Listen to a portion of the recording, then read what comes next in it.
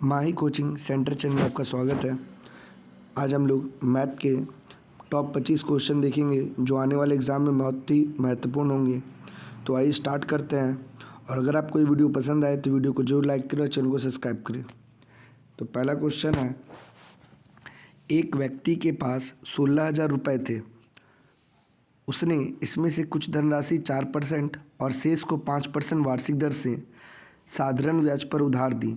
यदि एक वर्ष में उसे कुल 700 रुपये ब्याज रूप में मिला तो 4% वाली उधार दी गई धनराशि थी। यानी कि उसके पास 16,000 था, वो दो अलग अलग आदमी को दिया, एक को 4 क्रेडिट से, एक को 5 क्रेडिट से, और एक वर्ष के बाद उसको 700 रुपये ब्याज मिला दोनों मिला करके। तो 4% वाला को कितना पैसा दिया था। तो इसको हम लोग दो तरीक़ा से बना सकते हैं, एक एक्स बना के और एक एलिगेशन से, क्योंकि देख रहे हैं एक ही पैसा को दो बार बांटा है फिर मिला करके बता रहा है। तो उसको एलिगेशन से ही बनाएंगे। तो मान लेते हैं कि 16,000 पूरा ही 4% में किसी को दे दिया, एक बार ही करना पड़ता है। तो 16,000 का 4% कितना होगा, तो 16 चौक 64 और एक शून्य हो जाएगा, यानी 640। और फिर 16,000 को 5% कितना होगा, तो 16 पच्चीस 80, यानी 800। आई दोनों के बीच में उसको ब्याज मिला है 700, तो घटाएंगे तो इधर मिलेगा 60, इधर घटाएंगे तो 100। तो 5:3 का रेशियो में पैसा बांटा था। तो बोला 4% वाला कितना पैसा बांटा है, तो 4 मतलब ये वाला पूछ रहा है, तो जो पूछेगा ऊपर कुल को नीचे अगुना 16,000, ये दो बार में कट गया, यानी कि 10,000 दिया था उसको। ये इसका आंसर हो जाएगा। एक को 10,000 दिया था और दूसरा को 6,000। एलिगेशन से थोड़ा आसान पड़ेगा। एक्स करके बनाना हो तो एक को एक्स, एक को 16,000 माइनस एक्स, एक का 4%, एक का 5%, अब बराबर दे के 700 रुपये लिख देंगे, उससे ही बन जाएगा। अगला क्वेश्चन,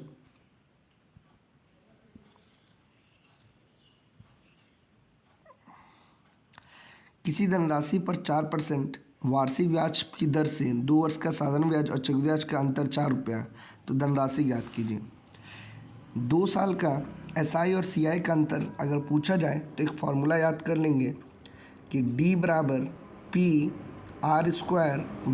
का स्क्वायर, और अगर 3 साल का पूछेगा तो D बराबर PR² 300 प्लस R 100 का क्यूब। यानी 2 साल का SI CI का पूछेगा अंतर तो ऊपर वाला फार्मूला, 3 साल वाले में नीचे वाला फार्मूला का यूज़ करेंगे। तो देखते हैं इस क्वेश्चन में क्या दिया हुआ था कि रेट है, टाइम है और डिफरेंस भी दिया हुआ, P पूछा जा रहा है। तो डिफरेंस कितना रुपया का है, 4 रुपये का। P नहीं मालूम है, रेट कितना है 4, तो 4 गुना 4 अब बटा में 100 × 100, तो ये कट गया, ये इससे कट गया, तो P बराबर हो गया 2500, यानी वो धनराशि कितना थी, 2500 रुपया था। एकदम आसान से बन जाएगा ऐसे। अगला क्वेश्चन, किसी घड़ी का सूची मूल्य को हम लोग MRP बोलते हैं, क्योंकि कोई भी चीज़ में जो दाम लिखा रहता है वही तो MRP है। यानी MRP दिया हुआ है और एक ग्राहक इसे 2 क्रमिक कटौती पर इतना खरीदता है, यानी वो खरीद रहा है, यानी वो उसको खरीद रहा है या बेच रहा है, जो भी समझो, दुकानदार बेच रहा है और व्यक्ति खरीद रहा है 2 डिस्काउंट पे। पहला डिस्काउंट 10 है तो दूसरा कितना होगा, यानी कि दुकान गए तो वहाँ पर घड़ी का दाम लिखा होता है 160, पहला डिस्काउंट हमें मिला 10 का, तो 10 का डिस्काउंट में 90 में खरीदें, और दूसरा डिस्काउंट कितना मिला नहीं मालूम है तो x मान लेते हैं, x/100 इतना हम किए हैं। अब बराबर वो सामान हमको कितना मिला, खरीदे कितना में 122.40, ये पॉइंट से नीचे 100 कट गया, ये कट गया, यानी अब बचा x बराबर 12240, अब बटा में 16 गुना 9 से काटते हैं, 9 एकम 9, बचा कितना 3 और 2, 9 तिया 27, 5 9 छक 54, इसको 16 से काटेंगे तो 16 पच्चे 80, 16 96, 112, और उसके बाद 16 से नहीं, ऐसे नहीं कटेगा, 4 से काट लेते हैं, नहीं तो 112 हुआ, उसके बाद 128, 8 बार में 128 और बचा कितना 8 16 85, यानी कट गया 85, यानी 85% में हम खरीदे तो डिस्काउंट कितना मिला था 15% का। ये इसका आंसर हो जाएगा। अगला क्वेश्चन,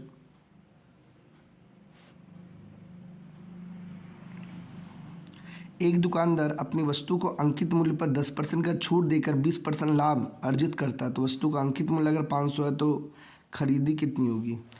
यानी कि एमआरपी दिया हुआ, सीपी पूछ रहा है, प्रॉफिट डिस्काउंट सब दिया हुआ। तो एक फॉर्मूला बताए थे पिछला ही वीडियो में कि एमआरपी पर मिलता है डिस्काउंट और वह दुकानदार को सीपी पे होता है प्रॉफिट। तो एमआरपी दिया हुआ है 500, डिस्काउंट दिया हुआ 10 का और ये एक्स है, लाभ 120 का है।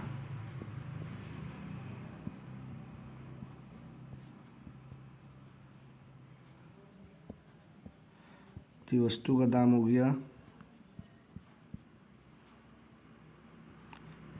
375, ये इसका आंसर हो जाएगा। इसके बाद 12 पुरुष एक काम को 12 दिन में पूरा कर सकते हैं। यदि 6 पुरुष 6 दिन के बाद काम छोड़कर चले गए तो 6 दिन तक तो काम करके गए होंगे। 12 पुरुष एक काम को 12 दिन में पूरा कर सकते हैं। यदि 6 पुरुष 6 दिन बाद काम छोड़कर चले गए, यानी 6 पुरुष तो अपना काम करके गया होगा। तो क्या करेंगे कि अब 12 आदमी का जो काम बचा हुआ, 12 दिन का नहीं बचा हुआ क्योंकि 6 दिन कर चुका है लोग, तो 6 ही दिन का बचा हुआ। और अब 6 ठो पुरुष चल गया तो बचा 6 ठो पुरुष के दिन में काम कंप्लीट होगा एक्स, तो एक्स बराबर 12 दिन हो जाएगा आंसर। या फिर इसको टोटल काम करके बना सकते हैं कि 12 आदमी 12 दिन में टोटल 144 काम करता है, लेकिन 12 आदमी 6 दिन किया तो 144 में 72 काम हो गया, बचा 72। अब आदमी कितना बचा, तो 12 के जहाँ पर 6 ही आदमी बचा है तो 72 जो बचा हो काम को उसको 6 आदमी करने में कितना दिन लगा देगा, 12 दिन लगा देगा। ऐसे ही बना सकते हैं। इसके बाद अगला क्वेश्चन है कि एक रेडियो 990 रुपये में 10% लाभ पर बेचा जाता है। यदि इतना रुपये में बेचा गया होता तो कितना का वास्तविक लाभ होता। देखो पहले बोल रहा है 990 में बेचा, 10% का लाभ हुआ, यानी दाम था वस्तु का एक्स, 10% लाभ पर बेचा है और बिका था 990 में। तो हम जान गए कि उस रेडियो का दाम है 900 रुपया। अब 900 रुपये का चाहिए, हम 890 में बेचेंगे तो 10 रुपये लॉस नहीं खाएंगे, तो यही इसका आंसर हो जाएगा ए नंबर, 10 रुपये लॉस हो जाएगा। एक नाव नदी के धारा के अनुकूल 1 घंटे में 8 किलोमीटर जाती है, यानी धारा के अनुकूल, यानी जहाँ पानी बह रहा है उधर ही जा रहा है। तो जब जिधर पानी बहता है उधर ही आदमी जाता है, तो चाल को बोलते हैं एक्स प्लस वाई। 1 घंटा में 8 यानी 8 किलोमीटर प्रति घंटा का स्पीड है उसका, और विपरीत दिशा में 1 घंटा में 2 किलोमीटर जाता है, यानी 1 घंटा में ही विपरीत यानी एक्स माइनस वाई 2 किलोमीटर जाता है 1 घंटा में, इसलिए 2 किलोमीटर प्रति घंटा। तो पूछा है धारा की चाल, यानी वाई पूछ रहा है, यानी एक्स पूछेगा तो दोनों को जोड़ करके 2 से भाग देंगे और वाई पूछेगा तो दोनों को घटा करके। तो वाई पूछा है तो घटाएंगे तो 6/2, 8 में से 2 जाएगा 6, 6/2 बराबर 3 आ जाएगा, यानी ये हो जाएगा धारा का चाल। और वाई पूछता एक्स पूछता, दोनों को जोड़ करके देते डिवाइड 2 से।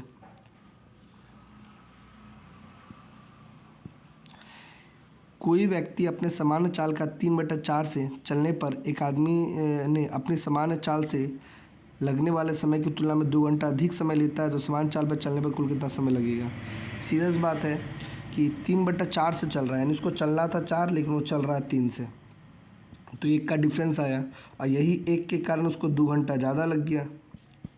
तो बोल रहा है बताइए कि उसकी समान चाल कितना होती, यानी अगर उसका पहले जितना स्पीड जा रहा था उससे ज़्यादा कितना होगा, तो यानी कि 3 से ज़्यादा कितना होगा, तो 3 × 2, 3 दूनी 6, यानी कि 3 से 4 1 घंटा डिफरेंस आया, 1 के कारण 2, तो यहाँ पर आ गया इतना।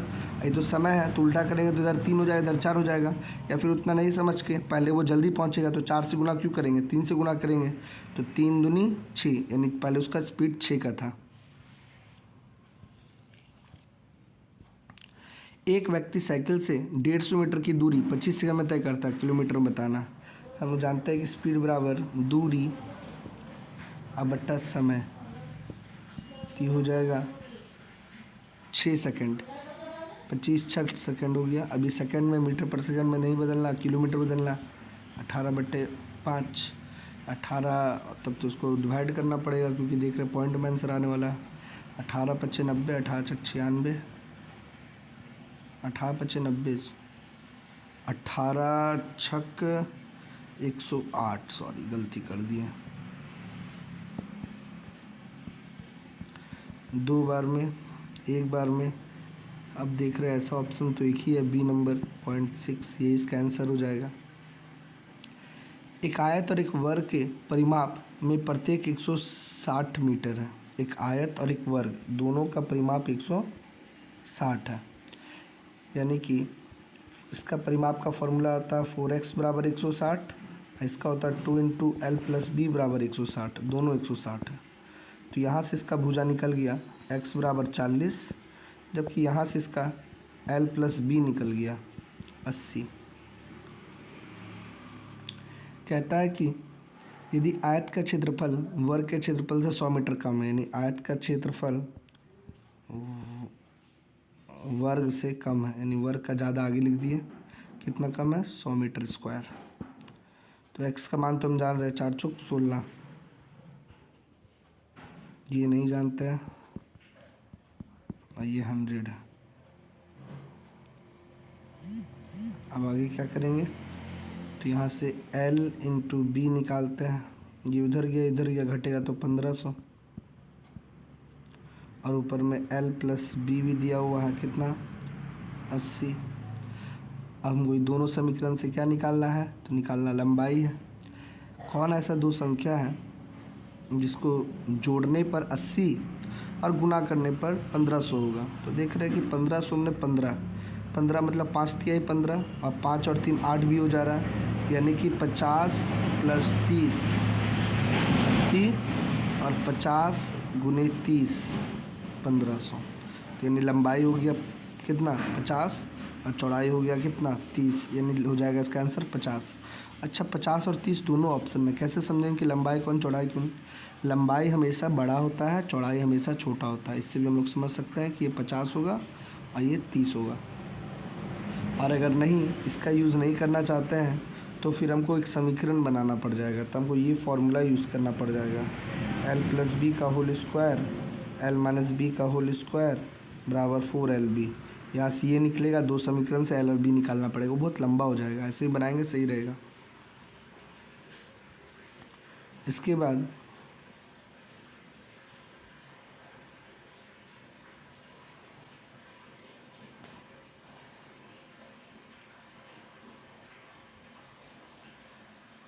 कहता है कि इसके एक वृत्त और एक वर्ग के क्षेत्रफल बराबर हो तो उनके परिमाप का अनुपात क्या होगा। दोनों का क्या बराबर है, क्षेत्रफल। वृत्त का होता है πr² और इसका होता है भुजा स्क्वायर, और उसका परिमाप बोला तो वृत्त का होता है 2πr और इसका होता है 4 × भुजा। तो किसी एक का मान यहाँ बैठा देते हैं, जैसे कि अगर हम यहाँ पर x निकालें तो x को इसको हटाते हैं तो यहाँ रूट हो जाएगा, तो x बराबर हो जाएगा √π और r बाहर निकल जाएगा, यही ना होगा।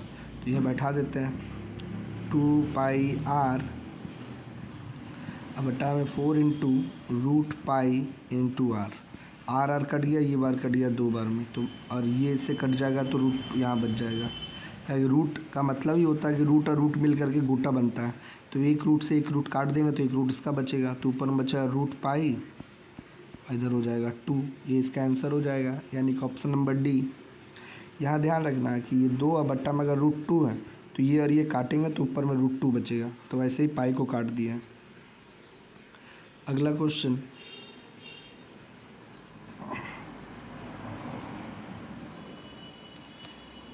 किसी वर्ग का विकर्ण 4√2 है सेंटीमीटर, एक अन्य वर्ग जिसका क्षेत्रफल पहले वर्ग के क्षेत्रफल का दुगना है, यानी कि एक वर्ग का विकर्ण, एक वर्ग है इसका विकर्ण दिया हुआ 4√2, तो कहता है कि इसका क्षेत्रफल से दुगना एक वर्ग है ना, तो इसका क्षेत्रफल कितना होगा, तो विकर्ण दिया हुआ है तो हम लोग d²/2 कर सकते हैं, या फिर जानते हैं कि ये 4 इसका भुजा है तो 4 चौक 16 होगा।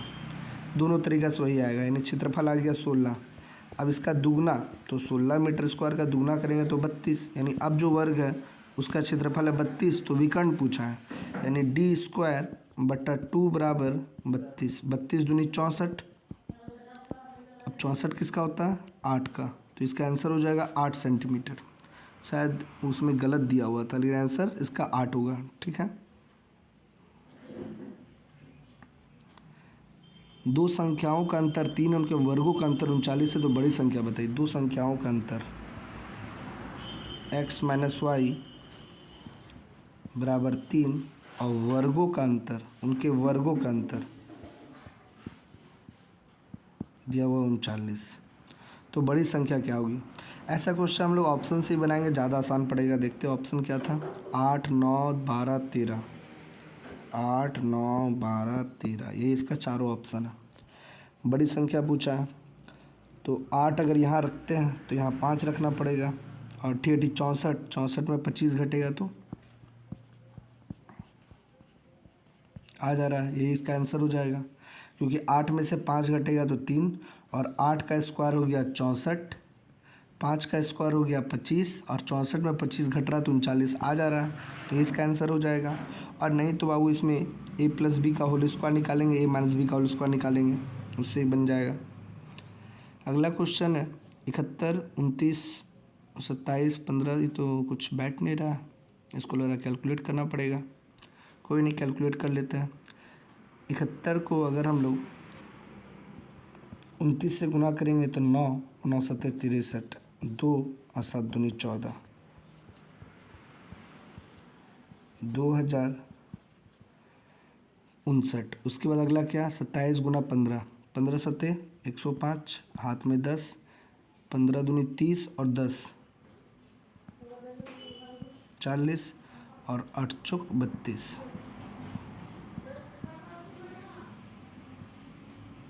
एक हाथ में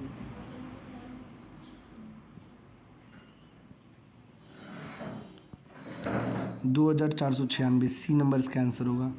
ऐसे तो इसको हम ऑप्शन टेस्ट क्या मैंने इकाई अंक से भी कर लेते हैं, बट यहाँ पर ऑप्शन एक दिया हुआ था, इनमें से कोई नहीं, इसलिए इतना जोड़ना पड़ा। वरना हम सिर्फ इकाई अंक देखते तो हो जाता है यहाँ, क्योंकि 0 है, यहाँ 6 था, यहाँ 8 था, सबका इकाई अंक अलग था, तो कोई भी एक मिलने से हो जाता है। बट ऑप्शन में इनमें से कोई नहीं, इसलिए हमको चेक करना पड़ा। इसके बाद अगला क्वेश्चन है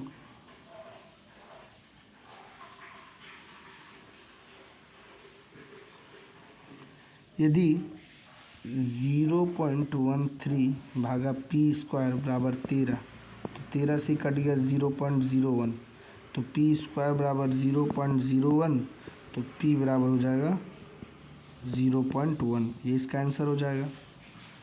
क्योंकि यहाँ पॉइंट का 2 अंक है तो वो बाहर निकल जाएगा 0, और 1 का स्क्वायर 1 ही होता है।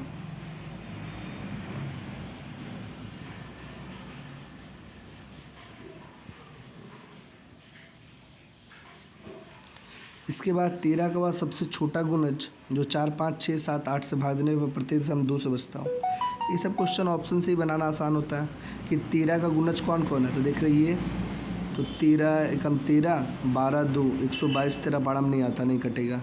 ये कट रहा है क्या 13 से, तो 13 × 6 = 78, बचा 6 और 2 62, ये भी नहीं कट रहा है। ये कट रहा है क्या 13 से, तो 13 एकम 13, 12 122 हुआ, उसके बाद 13 × 7 = 13 9 117, 13 × 4 = 52, ये 13 से कट रहा है। और ये कट रहा है क्या, तो ये भी देख रहे हैं नहीं कट रहा है, यानी एक ही ऐसा है जो 13 से कट रहा है। यहाँ पर लिखा हुआ है कि 13 का गुणज, यानी 13 से कटने वाला नंबर होना चाहिए। अगर 2-3 ऑप्शन मिलता है तो 13 का मिल जाता है, उसका 4, 5, 6, 7, 8 का एलसीएम लेते हैं और देखते हैं कि किसको डिवाइड करने पर शेष 2 बच रहा है, वही आंसर होता है। बट यहाँ पर एक ही 13 का गुणज है, इसलिए यही होगा। ये भी उसमें गलत आंसर दिया हुआ है, इसका आंसर सी होगा। इसके बाद किसी संख्या को 7 जोड़ा जाता है तो योग 5 से गुना किया जाता है, तो उसके गुणनफल को 9 से विभाजित किया जाता है तथा भागफल को 3 से घटाया जाता है। तो इस प्रकार शेषफल 12 आता है। तो प्रारंभ में संख्या कितनी थी, लंबा चौड़ा लिखा है बट आसान है। मान लेते हैं संख्या x था। पहले बोला 7 से गुना जोड़ने, फिर बोला 5 से गुना करने, 5 से गुना भी कर दिए। फिर बोल रहा है कि जो गुणनफल को 9 से भागा भी देने, तो 9 से भागा भी दे दिए। फिर भागफल को 3 से घटाने बोला, तो ये घटा भी दे रहा है। इस प्रकार बचेगा कितना, तो बचेगा बोलता है 12। बस ऐसा ही है, इधर घटेगा तो 15, 15 नंबर 135, ये से कट गया 2 बार में, 27 बार में। 27 में से अगर 7 घटा देंगे तो 20 हो जाएगा, इसका आंसर 20 हो जाएगा आंसर। ये बहुत आसान क्वेश्चन है। कोई संख्या में 7 जोड़ो, फिर 5 गुना करो, फिर 9 से भागा दो, फिर 3 घटाओ बराबर 12, सॉल्व कर देंगे, हो गया आंसर।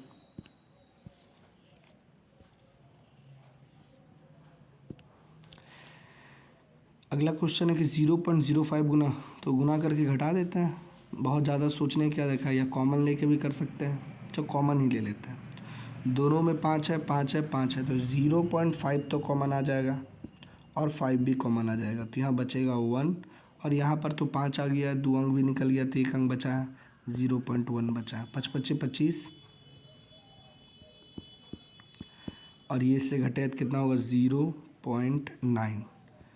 25 नंबर देखते हैं, 2 2 5 होता है, 2 1 3 है, तो यहाँ पॉइंट बैठ जाएगा, तो ये इसका आंसर हो जाएगा, यानी कि ऑप्शन नंबर बी। अगला क्वेश्चन, या इसको अगर नहीं समझ आए तो गुना करके घटा दो, वो भी आसान पड़ेगा। इसके बाद किसी टंकी का 3/4 भाग पानी से भरा हुआ है, तो 30 लीटर पानी निकाला जाता है तो टंकी खाली होता है, यानी 3/4 ही तो 30 लीटर है, तब ना ये निकाल रहा खाली हो रहा है। तो 1 बराबर कितना होगा, गोटा बराबर, तो इससे गुना होगा और इससे नीचे में भाग हो जाएगा, यानी 40 लीटर टंकी की धारिता थी, पूरा कैपेसिटी। अगला क्वेश्चन है कि 0.2 इंटू 0.2 0.4, नीचे भी देख रहे हैं अलग अलग, ऊपर में अलग संख्या, नीचे अलग संख्या, यानी कुछ ना कुछ कॉमन आने वाला। तो देख रहे हैं कि ऊपर और नीचे मिला करके 0.2 का स्क्वायर को कॉमन लिया जा सकता है, तो अंदर बचेगा क्या, स्क्वायर नहीं क्यूब को, क्योंकि 3 बार लिखा हुआ है, तो बचेगा क्या, तो वहाँ कुछ नहीं बचेगा, यानी 1 बचेगा, 1 का क्यूब बच जाएगा, अब प्लस यहाँ पर 0.2 का क्यूब बच जाएगा। उसी प्रकार नीचे में अगर 0.4 का क्यूब को कॉमन ले लें, तो यहाँ भी क्या बचेगा, 1 का क्यूब, अब प्लस 0.2 का क्यूब बचेगा।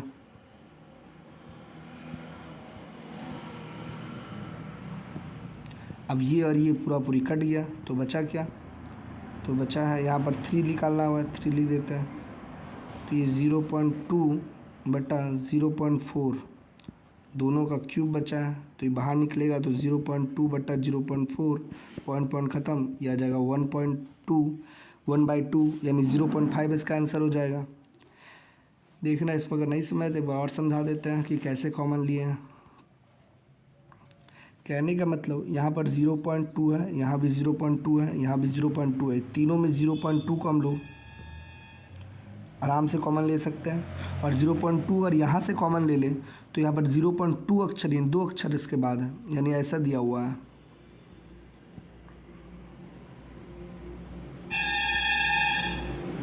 तो हम तो केवल एक ही शून्य कॉमन ले रहे थे, एक शून्य बच जाएगा और 2 बच जाएगा, इसलिए जब इसमें छोड़ेंगे 0.2 को, तो ये हो जाएगा 0.2 का क्यूब बच जाएगा ऊपर में, और नीचे में यही हुआ कि 0.2 का क्यूब बच गया नीचे भी, और यहाँ 1 और 1 था, सेम आ गया, इसलिए ऊपर नीचे कट गया।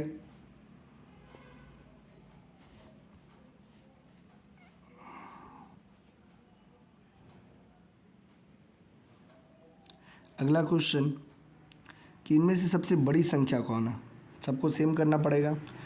2 पे लिखा हुआ रूट है तो 1/2 रूट का मतलब, उसके बाद 3 पे 1/6 है, 4 पे 1/3 है, और 5 पर 1/4 है। सबका एलसीएम लेके सबको डिवाइड कर देते हैं, मल्टीप्लाई कर देते हैं। 2 4 6 का एलसीएम होगा 12, 12 को अगर हम लोग डिवाइड करेंगे तो ये कितना हो जाएगा,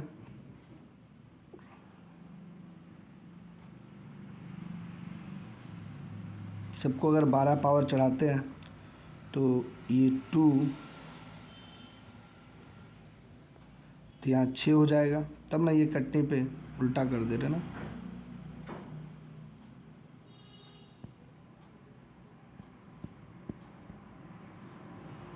तो यहाँ पर ये, यहाँ पर हो जाएगा 6 और यहाँ हो जाएगा 1/12, तब ये हो जा रहा है कटने पर 1/2। उसी प्रकार यहाँ भी 3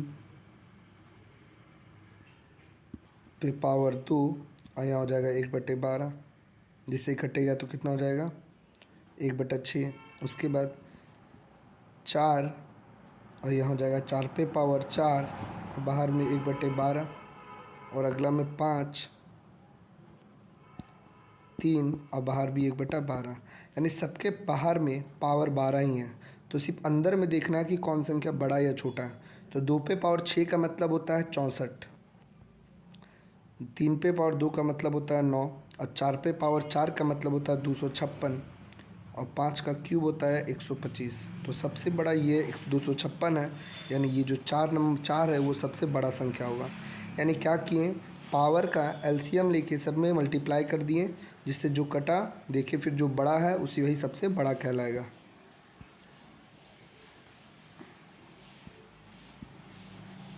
किसी संख्या को 13 से भाग देने पर शेष 1 आता है। यदि इसी प्रकार प्राप्त भागफल को 5 से भाग दी जाए तो शेषफल 3 आता है।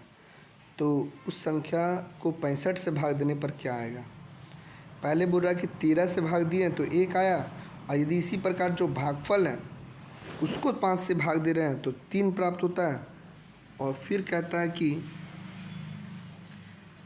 भागफल को 5 से भाग देंगे तो शेषफल 3 आता है। तो बोल रहा 65 से भाग देने पर क्या होगा।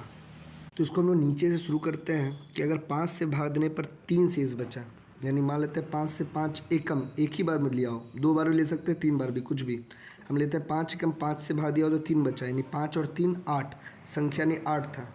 यानी जब 13 से भाग दे रहा था तो वह संख्या को 8 बार में भाग दिया तो 1 बचा। तो x कितना होगा, तो 13 8 104 और 1 जोड़ दिए तो 105, यानी संख्या 105 है।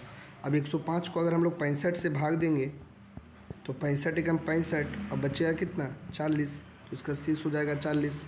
क्या किए, तो बोल रहा था कि संख्या 13 से भाग देने पर 1 आता है। यदि उसके भागफल को 5 से भाग देंगे तो शेष 3 आता है। तो मान लेते हैं कि भागफल को जब 5 से वो भाग दे रहा था तो 1 बार में दिया होगा, 5 एकम 5, तो शेष 3 बचा।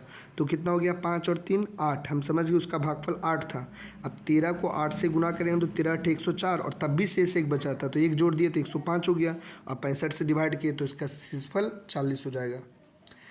इसके बाद अगला क्वेश्चन है 1/√2, 1/2 का मतलब तो रूट होता है, तो 0.25 किसका होता है, स्क्वायर रूट होता है, तो ये होता है 25 का, यानी 2.5 का, इंटू ये 12 का होता है, तो 1 2 3 4, 4 अंक है तो 2 अंक बाद बैठेगा, +1 और नीचे में क्यूब है, किसका होता है, तो 3 का, 0.3 हो जाएगा, और ये 84 होता है भी 3 का ही हो जाएगा ऐसा। तो इसी को कैलकुलेट करते हैं कितना हो जाएगा ये। तो 25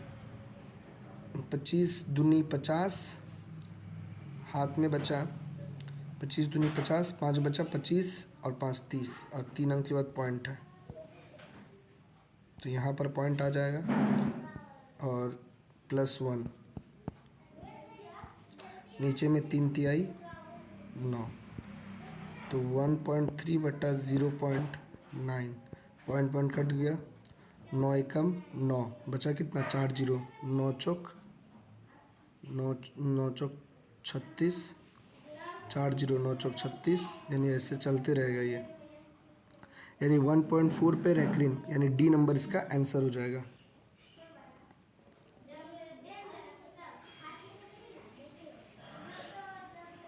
उसके बाद कहता है कि किसी संख्या के वर्ग का 3/5, किसी संख्या के वर्ग का 3/5 इतना है,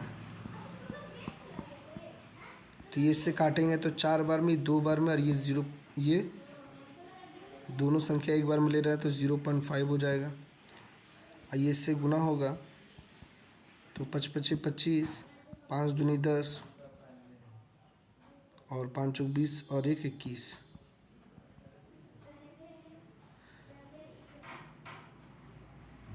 और नहीं तो इसको तोड़ देते हैं।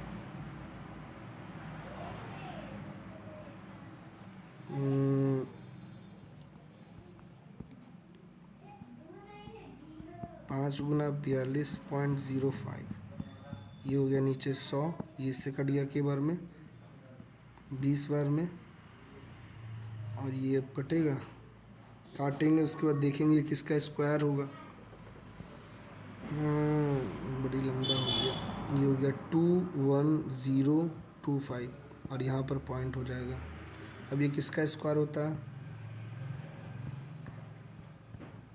तो ऑप्शन के हिसाब से अगर देखें 14 का स्क्वायर उतना बड़ा नहीं होगा, 145 में पॉइंट नहीं आएगा, और 210 का बहुत ज़्यादा। ऑप्शन गुना करके देख लेंगे। 9 नंबर 81 नहीं हो सकता, 55 25, यानी कि ऑप्शन नंबर ए ही होने का चांस है। हाँ, यही ए नंबर ही होगा इसका आंसर, क्योंकि इसमें पॉइंट आ नहीं रहा है। ये जो है 14 का स्क्वायर 196 होगा।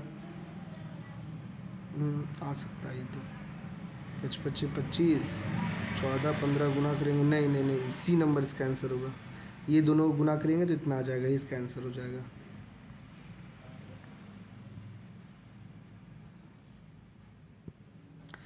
इसके बाद लास्ट क्वेश्चन है,